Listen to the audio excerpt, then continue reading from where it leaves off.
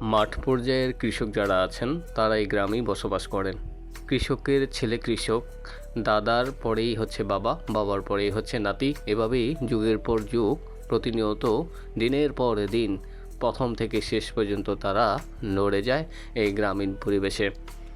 প্রধান অর্থকারী ফসল হিসেবে এই গ্রাম বাংলাতেই হয়ে থাকে। আমরা যখন পড়েছিলাম 60 না 70 না, প্রায় 8% অর্থাৎ 80% মানুষই এই গ্রাম বাংলায় বসবাস করেন কৃষি নির্ভরশীল একজন মানুষ হিসেবে।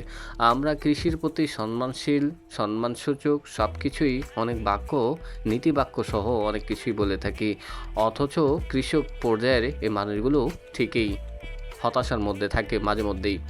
যাদের কল্যাণে, যাদের ভালোবাসায়, যাদের নিবিড় পরিচর্যায় আমরা তিনবেলা খেতে পারি, আজ তারাই আমাদের থেকে অবহেলিত। ভিডিওতে এই মুহূর্তে দুজন রাখালই বলা যেতে পারে, যেহেতু গরু তারা নিয়েই যাচ্ছে। আমরা সাধারণত এই নামেই ডাকি যারা গরু চাষ করে থাকে বা গরু লালন পালন করে থাকে, তাদেরকে আমরা রাখালি বলে থাকি। এই বাংলাকে কেন্দ্র করে, এই গ্রামীণ পরিবেশকে কেন্দ্র করে সজীবতার মায়া, সজীবতার ছোঁয়ায় সব কিছুকেই আমরা অপেক্ষা করে দিনের পর দিন আমরা ঠিকই এই বাংলায় থাকি। যারা গ্রামীণ পরিবেশে থাকেন তাদের মন, শরীর সব কিছুই আশা করি ঠিক থাকে। বাতাসের বেগ দেখেই বুঝতে পেরেছেন নদীর যে আঁকাবাঁকা পথ, পুকুরের যেই সৌন্দর্য, মানুষের যেই কোলাহল, সব কিছুই কিন্তু এই বাংলায় আছে। বলছিলাম ব্রাহ্মণবাড়িয়ার কথা, কি নেই এখানে, সব কিছুই কিন্তু আছে। আপনারা নিশ্চয়ই লক্ষ্য করেছেন, দেখেছেন ভিডিওতে, যখন আমি ভিডিও করছি ঠিক ওই মুহূর্তেই পরিবেশটা ছিল একেবারেই ভিডিওর অনুকূলে।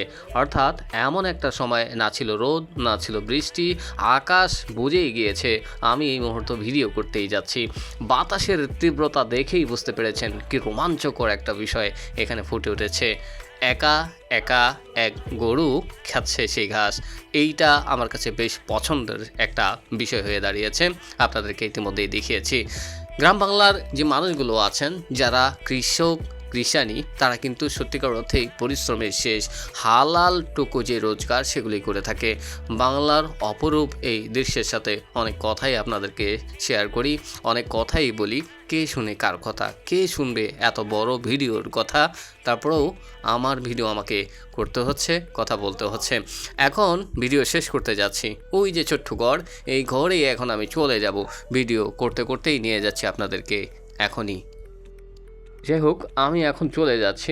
বাতাসটা খুবই ভালো লাগার একটা বিষয়, আপনারা দেখতেই পাচ্ছেন। নতুন ওই যে চাল দেখাচ্ছে।